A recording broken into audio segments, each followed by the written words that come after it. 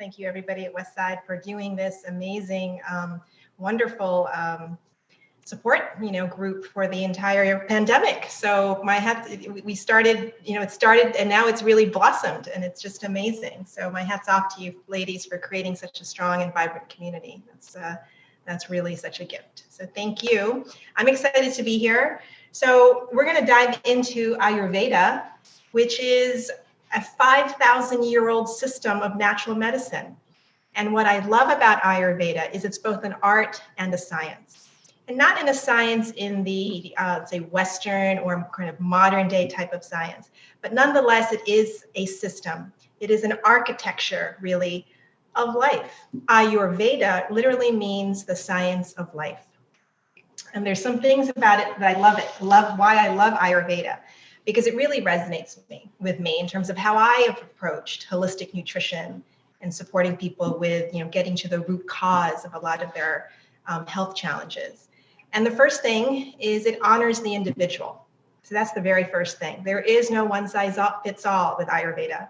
Ayurveda recognizes that each person is born with their own innate, very individual constitution. And we need to endeavor as best we can with food, with herbs, with lifestyle, with yogic practice to meet that individual constitution, to keep us in balance. Ayurveda also recognizes that it's all about self-awareness. Self-awareness is your superpower, my friends, when it comes to understanding what to do. How do we take care of ourselves? How do we feel vibrant in the long term, right? Ayurveda gets to the root cause. Ayurveda does not treat symptom. Ayurveda looks to understand the underlying energetic imbalances. It understands that health is more than just the absence of disease. Health is really vibrancy and balance and harmony, as Pat was saying, in our body, mind, emotions, and our spirit. And this is what we're striving for with the system of natural medicine, really, looking to enhance our overall well-being. It is truly intuitive. So when I say it's an art and a science, it's very artful. It cultivates your intuition, your sensitivity. It's living wisdom, right? Like I said, you just don't go and, okay, I've got this symptom, I'm going to take this, I'm going to take this. It's more of a kind of a real understanding of the components of what essentially life is and how we're not separate from nature, but actually part of nature. And we'll talk about how that works. It is truly the science of self-healing, because fundamentally it believes that we have everything we need within ourselves to bring the body, the mind, and the spirit back into balance. So these are the pillars of Ayurvedic medicine. And you can see why this resonates so much with a truly, genuinely holistic approach to food and self-care. So what I love is that also, since I am the author of the No Diet Cookbook, there is no morality in Ayurveda. Okay, there's no moralistic approach to good foods and bad food. It says, okay, here's the energy of this. What do? I put this with that and I get balance, right? So there's no kind of rigidity around it. In fact, it's the opposite.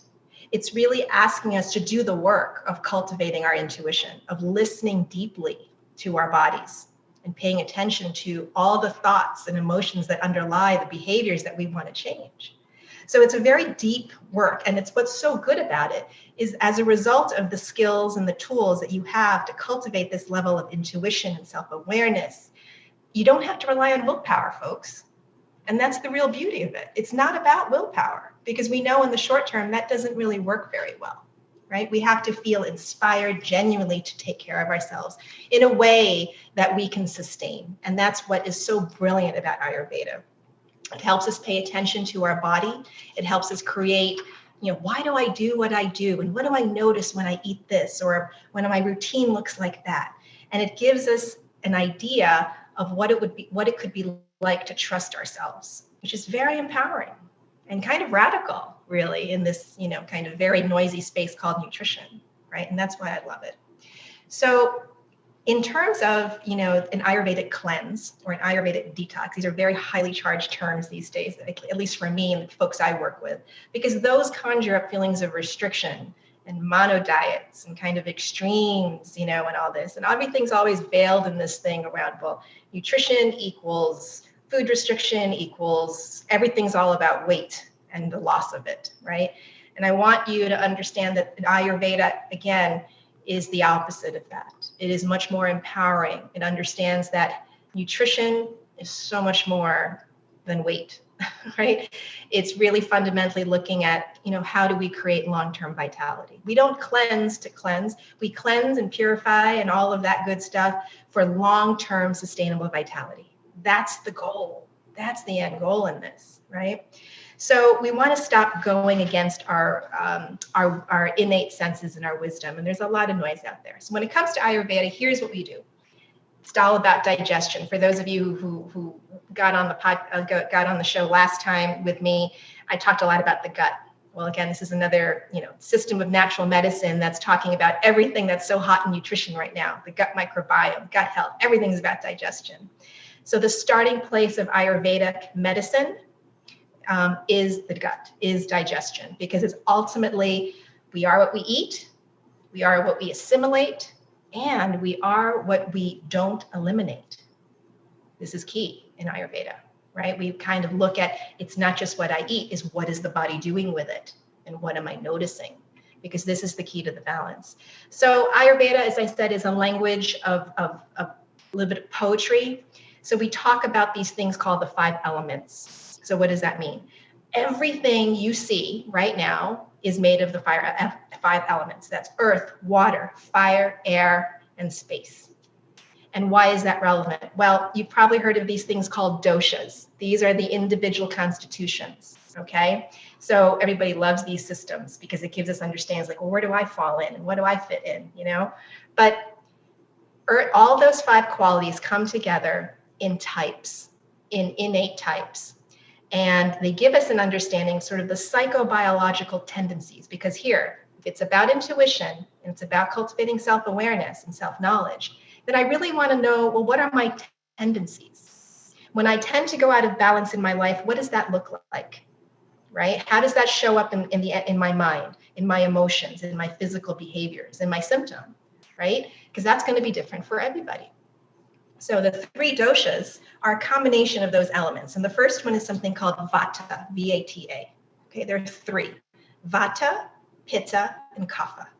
And Vata is a combination of air and space. It's the energy of movement. It's what gives everything the energy of space, the energy of movement and flow in the body. Then there's Pitta. Pitta is a combination of the fire and the water element. So this is the energy of digestion and metabolism. And then there's Kapha, and that's the energy of earth and water. And that's the energy of structure and lubrication in the body. And so we use this as a framework to understand what's happening in us. Again, it's kind of an art and a science. So you have to have a little bit more of a spacious understanding of what's going on in the body. And when we talk about Vata, Pitta, and Kapha, everybody has all 3, to be clear, but most of us have a dominant and a primary and a secondary dosha. And you can go online and you can Google dosha quiz, and it's going to ask you a whole bunch of questions about, how do you think, how do you eat, how do you sleep, how do you react, what does your body type look, what's your hair look like, and depending on the quiz that you take, it will give you a feedback, and it will tell you about what your doshas are, your primary and your secondary doshas. And these are clues. This is a kind of the roadmap to understanding, how do I stay in balance, knowing my inherent tendencies, right? And there's a gentleman by the name of Dr. John Douillard, D-O-U-I-L-L-A-R-D, Dr. John Douillard. His website is lifespa.com. He is a trusted authority in Ayurvedic medicine. And I like his dosha quiz, but again, there are others, but you'll get a lot of information there. It's a great starting place to play around with this. So the idea is that, we look at what our dosha is, and we try to understand, what are the things that are telling us that I'm out of balance. And we have each individual dosha has different tendencies. So we want to look at Vata. And Vata is if you are Vata, you tend to have a smaller frame. You might be kind of on the sort of the thin, petite kind of side, a smaller frame. When you go out of balance, there's nervousness, there's anxiety, right? There's kind of some hyperactivity that goes on from an emotional standpoint. These are just the general tendencies of a person who has a Vata dosha. Kapha dosha, kapha from a physical structural standpoint, you're a little bit more solid, you're a little bit more, big boned and a lot of earth energy to you, a lot of Mother Earth nurturing energy to you. And when you go out of balance in kapha energy, you tend to get very lethargic. You tend to tend towards depression, right? So it's kind of the heaviness of earth energy going out of balance. And the third dosha is Pitta. So Pitta's fire energy, right? And what do we know about fire? Well, fire is wonderful because it's like transformative, right? But if fire gets too unmanageable, it can destroy, right? So fire, can be someone who's very passionate when they're in balance. But if the fire Pitta energy is out of balance, they might tend toward anger. They might tend toward, resentment, right?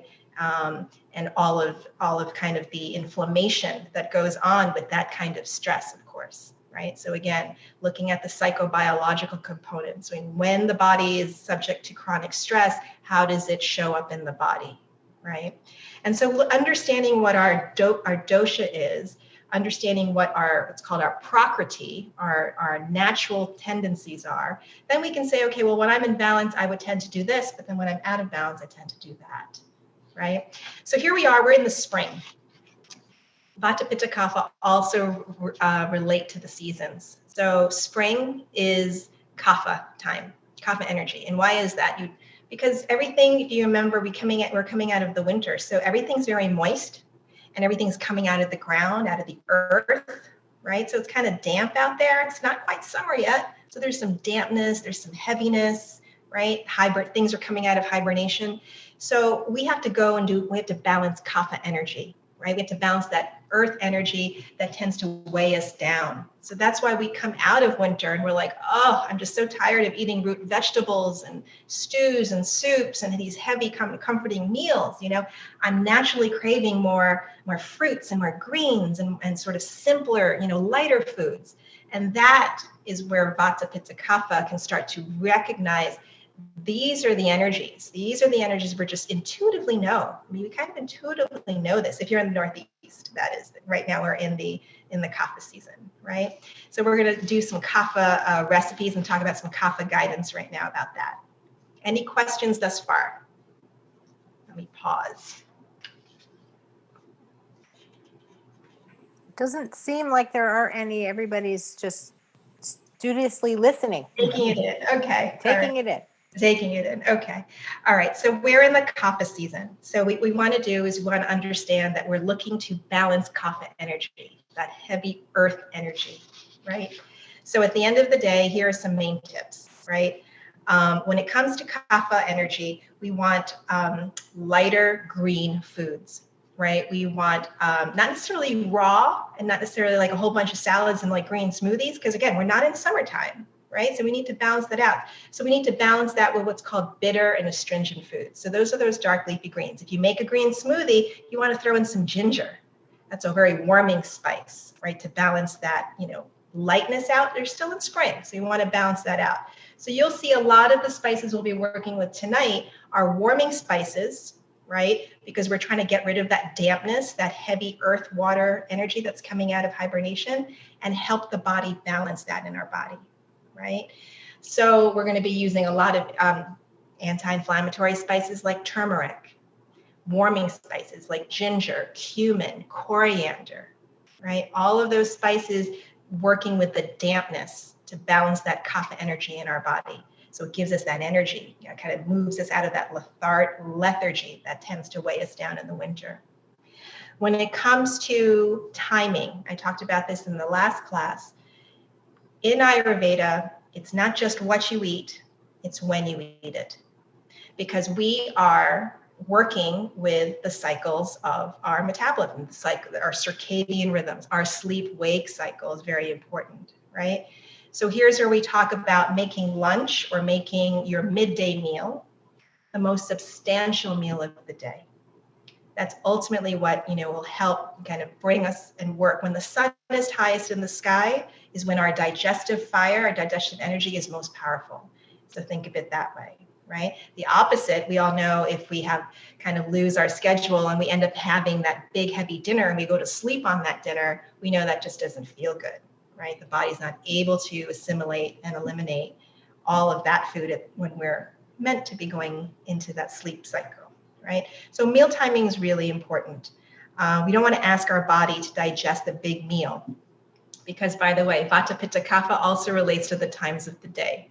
So Vata is the morning, Pitta is the midday, I think when the sun's highest in the sky, and Kapha is time for sleep. So we don't want to be eating a big meal during Kapha time. So again, we can play with, understanding these sort of energetic qualities to the time. We even have energetic qualities in our life. Life stages are Vata, Pitta, Kapha, right? So when we're in this stage, I'm just going to say for me, at 50 and older, we're in the Vata stage, which basically means, again, it's all about the energy of flow and creativity and agency and really stepping into kind of that natural wisdom, right?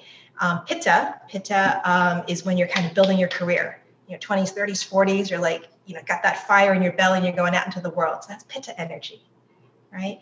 And then you've got Kapha energy. Well, I've got teenagers and there's a lot of Kapha energy. They just lay around all the time. They can't get moving. Like they start to come alive at like 1 o'clock in the afternoon, that kind of thing. So it's very curious. And again, what this is empowering or asking us to do is to just be kind of in observation mode of these underlying currents that inform how we feel and how we group throughout our day and throughout our life. So it's really useful in that regard. Some other things we want to look at, light broths and soups. So that brings us to, we're going to jump into our 2 recipes tonight. Light broths and soups are another way to naturally cleanse that Kapha energy. Okay, so not necessarily like heavy cream, soups, but more like broths and vegetable broths and chicken broths and things like that, When we talk about cleansing in Ayurveda, there's a whole understanding around digestion, all the different digestive organs that work so hard, and we focus on the liver and the gallbladder. So we're going to do what's called a liver flush this morning. So some of you are probably familiar with this. Some of you might say, I take a shot of apple cider in the morning. I put some cayenne pepper in it, and I do something like. So it's in the spirit of kind of tonifying and purifying the liver, which is the hardest working organ in the body. Digesting and assimilating and all of that. So we're going to do like a nice liver flush, which will give you like a nice little, something in your tool bag. You want to kind of just reset the body. Great way to energize yourself in the morning, because the last thing you really want to do is wake up in the morning and just have coffee be the first thing that you're using to kind of get yourself going, right? Because again, what are we doing? We're overriding and we're not able to understand what is the body really needs. What's my natural energy level and how do I want to work with that, right? So when we use substances, I'm not saying caffeine's bad, there's absolutely a role for it if it works for you. But again, we want to kind of be more in observation mode of what's the energy of what's going on right now in my body. Water is a huge part of an Ayurvedic reset, right? So everybody's heard this, but it seems to be pretty true. So if you take your body weight in pounds, you divide it in half, right? That's roughly the number of ounces that you should be aiming for over the course of the day. That's going to differ for everybody based on your lifestyle, your activity, fruits and vegetables and teas count, in terms of that hydration. But water is a huge, huge part because again, sounds really simple, but water is a fundamental way of restoring balance in the body. And we take that one for granted. So again, system of natural medicine, not about, anything too radical, but very simple yet very profound guidance on how to work with the body. So we're going to do a morning liver flush. Okay, so I'm going to go into my, blender, and this is kind of, there's so many variations of this out there, but this one's pretty easy. So all I'm going to do is in my blender, and you don't need a fancy blender for this, I'm going to take an orange, peeled, okay, and I'm going to take a lemon, also peeled, and I'm going to take ginger, So again, this is very popular, very, very supportive. It's really, one of the most medicinal spices out there. Piece of peeled ginger. And here's where it gets a little weird, okay? We're going to add some olive oil. So 1 to 2 tablespoons is ultimately the guidance for this. But what you're going to want to do is start slowly and make sure that it's still palatable for you, right? You're not supposed to be, kind of nauseous from the whole situation. And that goes in there. Oh, I'm sorry. And then we're going to add, just add this. We're going to add a little bit of hemp seed. Okay, you could use flax seed as well. Okay, so maybe about a tablespoon or so going on in there. Hemp seeds, seeds in general, pumpkin seeds, sesame seeds, hemp seeds, flax seeds, all vary in balancing kapha energy. Really good for balancing that spring seasonal change.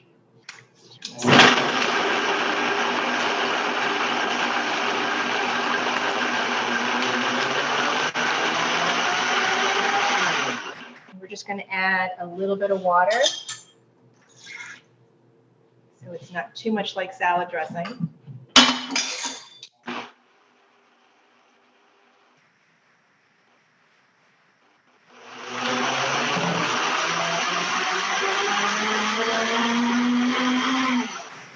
So this is a morning liver flush. So this is, what I do in the morning is I wake up and the first thing I do, I usually have it, by my bedside is I like Mason Stars.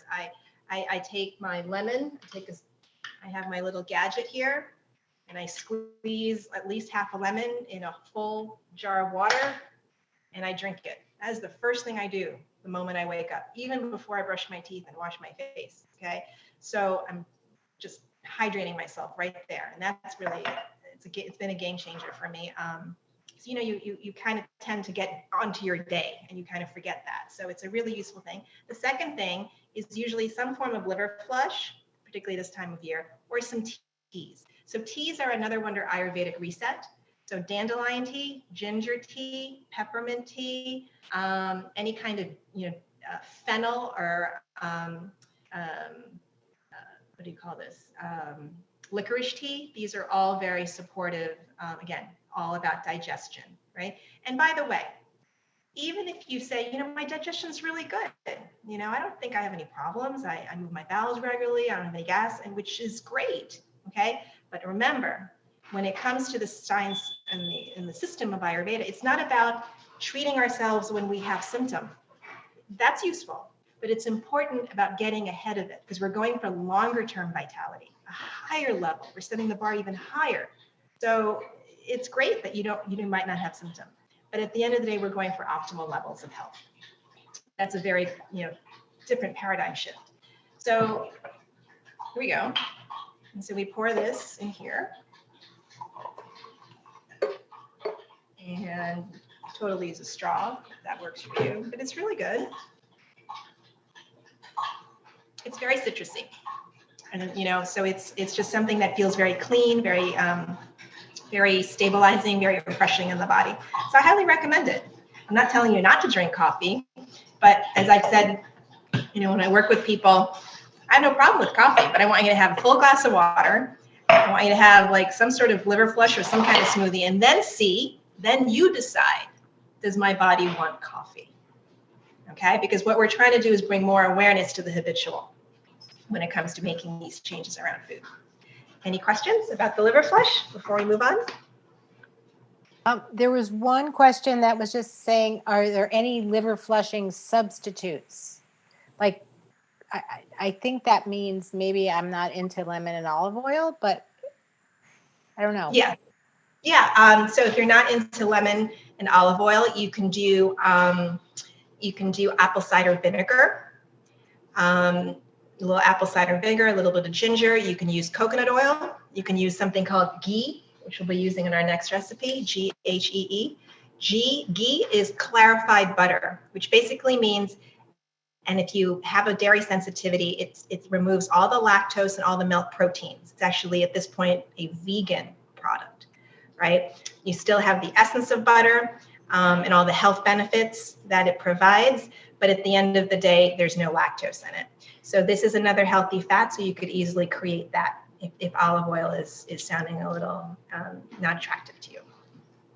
Okay, good question. But yeah, all kinds of, you just have to Google liver flush, and there are all kinds of versions of there. But essentially what we're trying to do is work with, a decent amount of healthy fat in there, some high antioxidant, fruits or vegetables in there, and the combination of the two first thing in the morning. Yep. Okay. All right. So we're going to switch on over to our main dish. And I might have to, let me just make sure I'm doing this. Okay. A little dark, but we'll be moving. Okay. Okay. And okay. So we're going to be making a golden turmeric broth. And turmeric is one of the very, very quintessential spices in Ayurveda. And by the way, so Ayurveda hails originally from ancient India. But truthfully, I've come to know that, quite frankly, most systems of natural medicine are some version of, you could actually call all of them Ayurveda, in that regard. So there are many overlapping tenets of Ayurveda that don't necessarily aren't exclusive to the origin of where it came from. Okay, so here we go. We're going to turn on our nice Dutch oven. You can use any kind of heavy lined bottom pot, bringing it up to medium heat. And we're going to be taking our ghee. And you're welcome to use olive oil or coconut oil. Traditionally, we're going to use the ghee. Throwing that in there, so about a tablespoon, 1 to 2 tablespoons. Good work.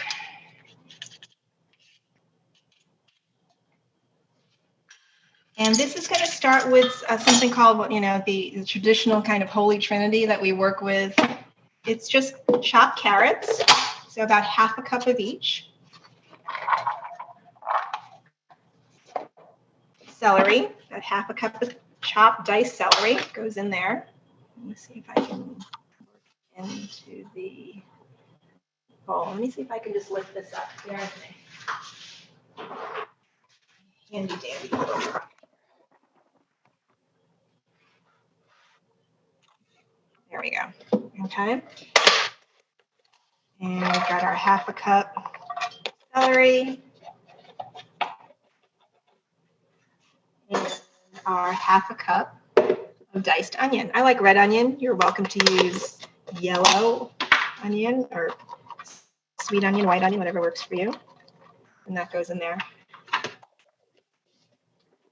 And we're just going to let that saute. And what we're going to want to do is have everything be aromatic, because we're going to add the spices now. This is all about warming those spices. So here we go. Let's talk about the spices. So we've got coriander. Throwing that in there. We've got cumin. This is about a teaspoon of each. We've got something called fenugreek, Fenugreek. It's such a beautiful spice blend, really aromatic, very, very spicy, not hot spicy, but just incredibly aromatic. And then, of course, our turmeric. Can't say enough about our turmeric, one of the most anti-inflammatory spices out there. And so all of that goes in, and what we're doing is we're basically sweating the spices, sweating the vegetables, and allowing the flavors to really combine and all the pungent flavors to come out. And so that's where we're going with this. And now we're going to add some garlic. So again, probably about 1 to 2 teaspoons, depending on what you like. 4 or 5 garlic cloves minced up. and get that going. One of the things I think you probably know is when it comes to using turmeric in your cooking, in order to get the benefits for that to be bioavailable, you got to cook with black pepper. And so you got to have some black pepper in there. If you were to take turmeric in a capsule, it would have black pepper in it as a supplement. I found out that's the way that the body can utilize turmeric. So speaking of turmeric, this is what turmeric looks like. It's a, kind of a smaller, skinnier version of what ginger root looks like. And when you peel it, all you have to do is take a vegetable peeler and just peel it and then chop it up or grate it. In this case, I grated it, just using a regular box grater. And so, yes, we've used the ground turmeric, but I love using fresh turmeric. I've sort of recently discovered how easy it is to just grate it up. And I find that the ground turmeric has a little bit more of a very distinct bitter taste. But when you use the fresh, I'm going to throw in like 1 to 2 tablespoons in there. It's just a much more balanced flavor when it comes to turmeric. Turmeric is definitely an acquired taste, but it's a little bit easier in its natural fresh form than it is in its powdered form. And so you can kind of see the beautiful color that's happening and going on in there. I'm going to add just a little bit more ghee because we're getting a little dry. And this smells amazing. You want to just add a little bit of salt as you go along. Okay, so we've got that. And now I want to talk about our liquid. So our liquid is super easy. Our liquid, we're going to combine veggie broth. So, you can make your own vegetable broth. I love, this is a really high quality brand. You can buy the low sodium vegetable broth if that's something that you want to be more mindful of for yourself. So we're going to throw in the vegetable broth in here. And we're going to do 3 cups. So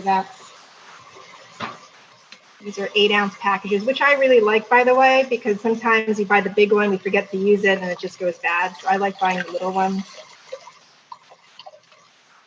And then 3 of them. That's my 3rd cup.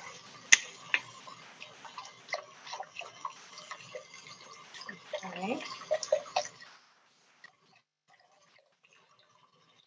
That going. And let's not forget our ginger. So let me talk a little bit about the ginger root. Okay, so we can peel that with either just a regular spoon, or you can use a vegetable peeler. I like to grate it and then squeeze out the juice. You can certainly put the freshly grated ginger in there. But what I love to have in my fridge is ginger juice, which comes again from grating the ginger, putting it on a paper towel and squeezing the paper towel, and the ginger juice comes out. And I'm a big ginger fan. So, 1 to 2 tablespoons of ginger in there is going to be really yummy for me. Again, one of the most anti-inflammatory, gut-friendly, very cleansing, very purifying spices. Then we're going to throw in some cauliflower. So you can use any vegetable that you like. You can throw in anything. You can throw in sweet potato, you can broccoli, zucchini, winter squash, whatever you like. These are the spring vegetables. So we're doing more cruciferous in the spring rather than the root in the winter. So that's another thing that could be on your spring food shopping list. And essentially at that point, we're going to think about now our protein. So a couple choices for protein. Okay, so protein, traditionally in Ayurveda, big fan of these things called mung beans, which are basically a version of sprouted lentils. Okay, they're very quick cooking. You can soak them overnight, even better, right? Very, very high in protein, really, really deep to work hard to break it down and assimilate it. So this is what we mean by eating a lighter diet, right? So we could use mung beans. Okay, so I would soak about half a cup overnight, just in a bowl of water, drain and rinse it, throw it in your pot, or no biggie, we can just use white beans or chickpeas even. right? Everybody has those and is familiar with that. Some nice beans going in there. So you can kind of see, this is kind of like a little, like I call it like an Ayurvedic minestrone soup. It's just lovely. It's got a little bit of everything. So that goes in there. Now, when it comes to our spring cleanse, rice or grains is an important part, okay? Depending on your dosha, right? And I should mention, this is a meal that I would argue, based on the ingredients, is something called agrees with all the doshas, okay? And you can certainly make modifications if you're, looking to let go of grains for maybe some acute blood sugar issues. That's something you'd be considering. But at the end of the day, like I said, 5,000 years of nutrition, sort of, in my opinion, has a little bit more standing, than any of these fad diets. And people have been eating grains, whole grains, for centuries, and they're not the devil. And how do I know if they work for me? Only you're going to know that. And again, so the invitation is to pay attention to your body and to understand that, rather than look at, food as good and bad, and I thought this was bad, and I need to do the keto diet, I need to do the macrobiotic diet. At the end of the day, you're looking to understand, how does this make me feel? Right? Do I feel balanced? Do I sleep well? Do I crave?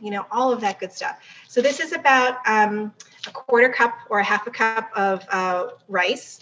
You throw that in there, and that's just going to cook. Right? And you're going to bring everything up to a boil, put a lid on it, and let it hang out. And with the magic of cooking, I was going to say the magic of TV, I have one that's already done.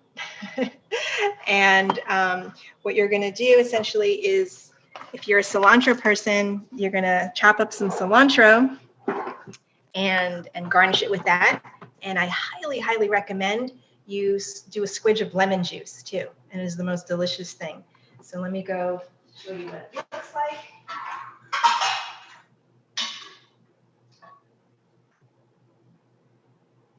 And I forgot to mention, we throw in some good old kale, of course. Throw in some good old kale, maybe in the last 20 minutes after the rice is completely cooked. And you're gonna enjoy that. And there's your golden turmeric detox soup, right? It's got all the veggies, the carrot, celery, onion, the kale, the white beans, the basmati rice. Basmati rice, by the way, is very traditional in the Ayurvedic medicine, Ayurvedic nutrition. Basmati rice, even though it's white, the way that it's been harvested and processed is actually much lower in, is much higher in nutrients than, let's say, regular old white rice. So there are some studies that suggest that white basmati rice, truly basmati rice, is more insulin balancing than your, let's say, sushi rice or your long grain white rice, right? That's what you'll see in a lot of these traditional foods and recipes. So like I said, you're going to do some cilantro, you're going to do some squidge of lemon. Now, before we go on, I do have another whole branch that I want to share with you, and that's herbs. Okay, herbs in Ayurvedic medicine are pivotal, absolutely pivotal. And particularly for an Ayurvedic cleanse, there are 3 herbs that that work well for pretty much everybody. For generally healthy people, herbs are very, very beneficial. And so there are 3. And so that I want to talk about today, and I will include this in a follow-up to Pat and Liz, so you have it, because it's kind of a lot of information. But as I mentioned before, if you go on lifespa.com, you're going to get into John Juilliard's website, and he has so much information, a wealth of knowledge, all the scientific studies that support all the benefits of these detoxifying, digestive support. And the first one, if you take one digestive herb in your life for true health maintenance, it's something called Triphala, Triphala. You can take it in a tea, which is a powder. So you're going to just add some warm water and drink it. Or, you can just pop a capsule. So Triphala essentially, works with the digestive system. It's very anti-inflammatory. It is Western medicine. People think, oh, it's a laxative. It can have that effect, but it's not like Metamucil, right? It's not going to kind of do a number on your large intestine. What it does is it works with peristalsis, it works with the muscles of the large intestine, and it actually tonifies them. So you can take Triphala for like 2-3 months, but here's the difference between this and other kind of more traditional or more Western laxatives. It's not habit forming. You can get off of it. It's going to strengthen your large intestine. It's not going to make you dependent on it. And that's the whole, again, you're trying to work with the body and bring it back to its natural, innate capacity in that regard. So Triphala is wonderful. A ton of studies out there about everything from, boosting good cholesterol, lowering inflammation in the gut. And then its sister is Trikatu, Trikatu. And this herb in particular, because it's so supportive for digestion, when should you take Triphala? Yes, okay. So depending on what you're doing, I'll tell you what I'm doing. When I first started it, I started just once with my midday meal, like right after I ate, and then once after dinner before I go to bed, right? And then you can work up 1, 2, 3 capsules. But essentially what you want to do is you take it like immediately after a meal. And it's even better if you take it right before bed, because ideally, traditionally, what you're going to want to know about your digestive system is you wake up in the morning and you eliminate really, like within the first hour or 2 of your day. And that's a really good sign that things are moving through as they need to, right? So Trikatu is very similar, supportive. There's a ton of studies that the two of them actually burn fat and allow the body in the most natural way to release excess weight. Again, why? Not because we're restricting calories or doing some crazy exercises, essentially because we're working with the body's detoxification system, right? We're creating less work for the body so that our metabolism can do what it's designed to do. And that, again, that's the natural component. And then the last one I always want to bring up. So Brahmi, Brahmi, right? Brahmi is kind of in the realm of nervous system and brain health support. And obviously the two, two are incredibly interconnected, right? The gut and the brain and the gut and the head. Very, very intimate when it comes to vitality.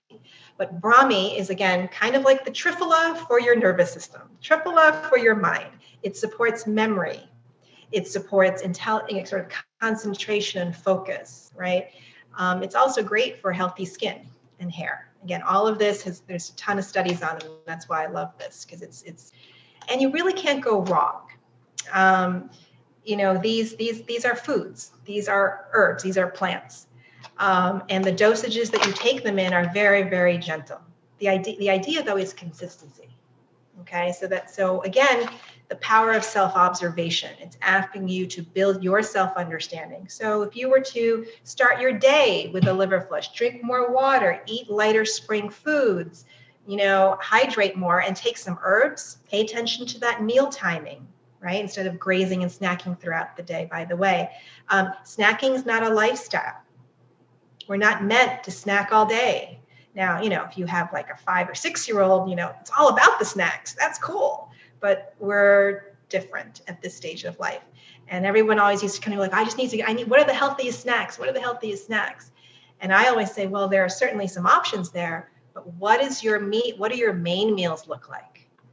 Right? Because usually what that's indicating is there's not enough attention and nourishment going on at those important times around those meal times. So again, why? Because your digestive system needs a break. It's not meant to be constantly working, right? And so that's the other kind of, guidance I will have for you. So try the herbs. And then this is all about noticing. So notice your mood, your cravings, your energy, your sleep, your mental clarity and focus, okay? Well, what about the scale? What about calories? Yeah, that's fine. But notice all the other things that we have to devote energy to. Because isn't that really what's going on in the body? That is informing weight, that is informing all the other kind of downstream symptoms Let's put our energy, as Ayurveda guides us to looking at, the whole system. What are the underlying energies that are flowing through the body, and how can I deepen my self-awareness around them? And so the last thing I'll share before I jump into questions is I found this Ayurvedic Home Remedies by Vasant Lad, Dr. Vasant Lad. This is the Bible. This guy is awesome. He was born in India, and he served as the director of Ayurvedic Hospital in India. He's a world-renowned expert in Ayurvedic medicine. He's lectured alongside Deepak Chopra, Andrew Weil, and he's the founder of the Ayurvedic Institute in Albuquerque, New Mexico. So here's the thing. What I'm sharing with you is just the tip of the iceberg. Again, this is 5,000 years of medicine, but it's absolutely doable. Sometimes just even learning about Ayurveda and the teachings and the philosophy, that is healing in and of itself. I found that to be true, because it's very inspiring. It's very empowering. There are Ayurvedic doctors. So you can find one who's trained in Ayurvedic medicine, and you can actually go and get a real understanding of what's going on. They're going to look at your tongue. The way that Eastern systems of medicine look at your tongue, they can tell what's going on in terms of the function of your organ systems, the degree of inflammation in the body, right? And they can, again, tailor some guidance to what is really, really good for you. So that is Ayurveda in a nutshell. It is a living wisdom. So great. Thank you so much. It wasn't in a quick nutshell, but very, very interesting. And there's just a couple of questions that you probably did see, but one of the first questions that Dipti had asked was about, I can't use too much lemon and vinegar because it gives me abdominal pain, which to my mind, then I thought, oh, is that because some dosha is imbalanced? I don't, but then the question then was following up, could you mix all of those powdered, the herbs together? Yeah. So here's the thing, right? When I first started with the herbs, I'm like, I'm going to go hardcore. I'm going to drink the teas, Oh my God. Okay. They are nasty tasting teas. Okay. So it helps you. Okay.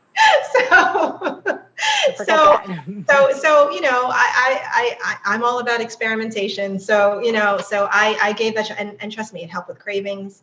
My biggest challenge in COVID was my sleep schedule.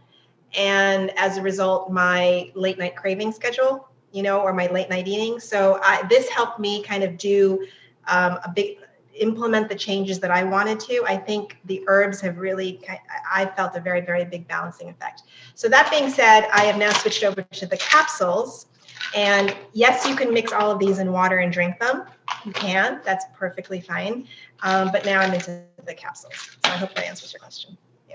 And people were asking, I know Banyan Botanicals is a great website, and I noticed that's where yours were from. Yeah.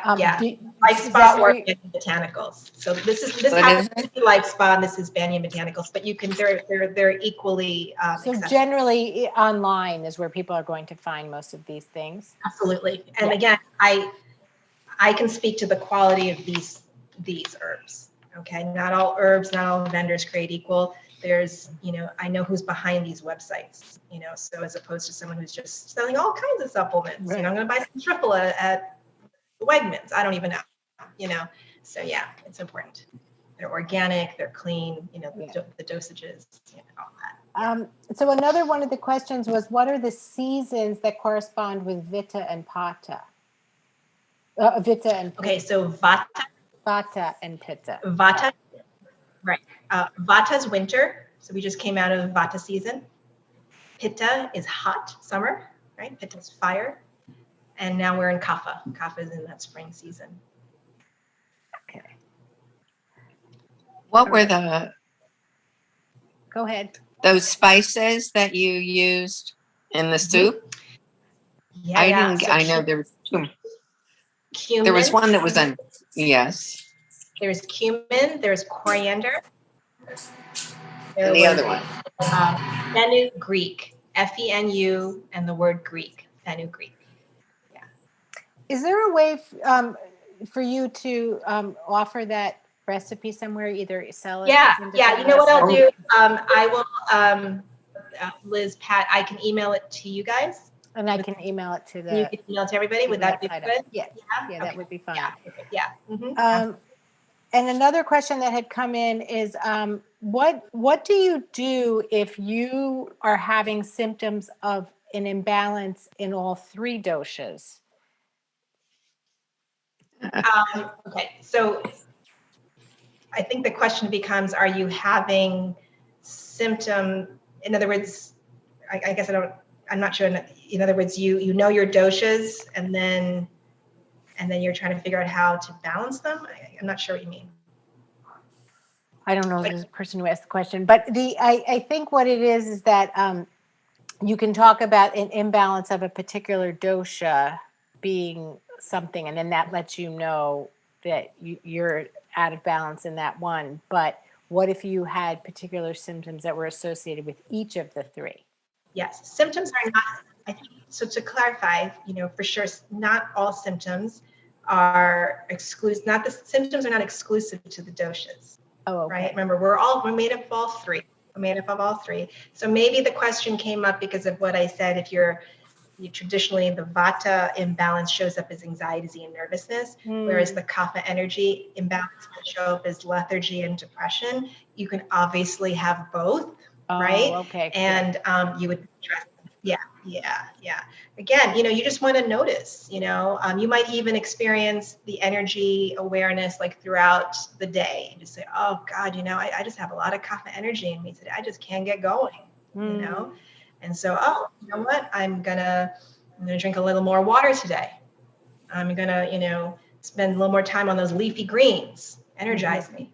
Now, we talked a lot about food, we talked about herbs, and obviously yoga and meditation are on the same platform, right? You don't have to be a yogi. And when we talk about yoga and meditation, particularly what I'm trained in the Kundalini tradition, it's really about the same principles. You're working with the mind's tendencies with yoga and meditation.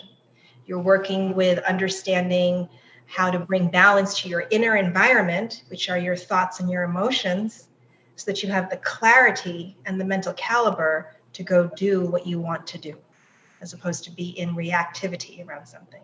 So hence you see that's why Ayurveda is the sister science of yoga, right? Because it's all about how do I create the conditions in this organism so that I can show up and really, live life in alignment with what is true for me, right? And that's really that self-appreciation, that self-knowledge, again, at the center of Ayurveda and yoga systems. I think too, Christine, that there's a couple questions concerning like what's the fall or the spring dosha, and it sounds to me like it's almost a very natural. It doesn't line up necessarily with 4 seasons, but it's a movement from one into the other. Is that? And it's That's almost right. like saying that is as well the other practices for self-care, that it'll never be one thing. There's not a one stopping place to get well. Correct. Yes. But what is useful is the 2 times of the year that we do cleanses are in the spring, are in the fall, because we're transitioning into those big changes in the season, right? That's why we're trying to avoid getting those colds or, when allergies are creeping in and all of that. Yeah. We're helping the body get in sync as much as we can with our own nature, which is obviously impacted by Mother Nature herself, if you will. Beautiful. Yes. Yeah, thank you. With the Ayurveda doctor, how do you find, one? A doctor, I don't know any of, I know a lot of my teachers in the yogic practice, there are a lot of them in New Mexico. I don't know of anybody on the East Coast.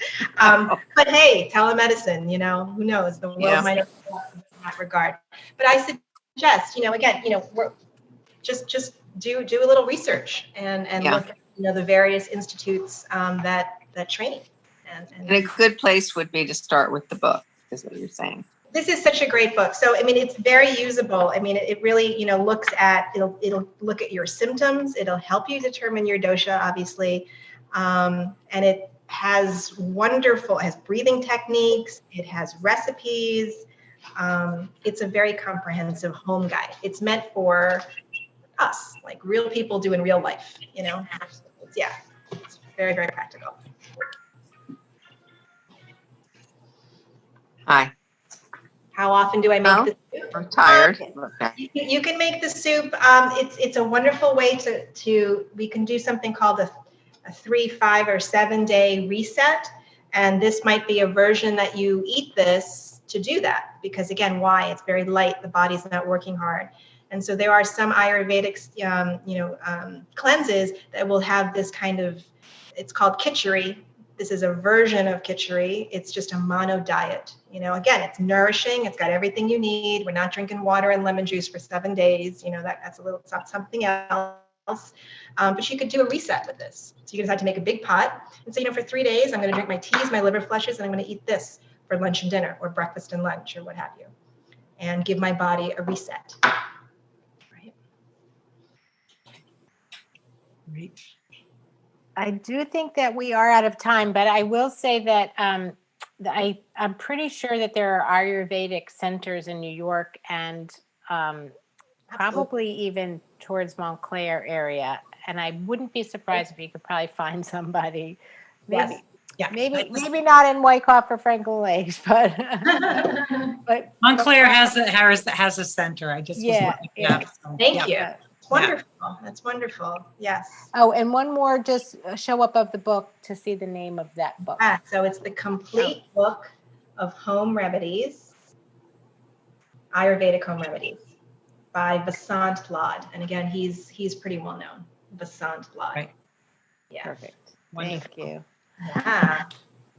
So Great, folks. Well, thank you. This has been really awesome. I endeavor to let you know that when it comes to taking care of yourself, it really is in your hands. You're more powerful than you've been led to believe.